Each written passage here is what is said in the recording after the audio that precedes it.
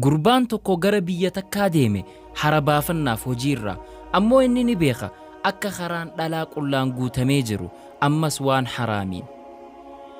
garuu inni gara dirree qullaa namni hin jirree dhaqe nama akkaan salaata jabeeffatu ture jidduma inni karaarra jiru yeroon salaataa itti geesse wadda'atee salaata eegale yeruma inni salaata eegalu jawween guddoon takka dhuftee fuula isaa dura dhaabbatte durarratti gurbaan ni rifate ammoo inni salaata isaa addaan hin kunne ammas ni yaadate akka rabbiin isa tiisu yoo du'ellee maaltu du'a isaatillee akka tolche gurbaanis if dirqe akka salaata isaa hin murre akka itti fufu gurbaanis salaata isaa itti fufe jawweenis isa laalu jirti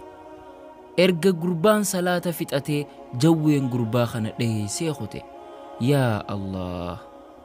daawwattoota keenya kabajamoo osoo isin ta'e arra silaa salaata keessan dhiistanii baqattammoo salaata itti fuftan mee dhugaa jirtu nuuf hima komantii irra nuuf kaayaa seenaa tanas sheer godha chaanaala keenyas naa'eef tiyuu subscribe godha jazaakumullah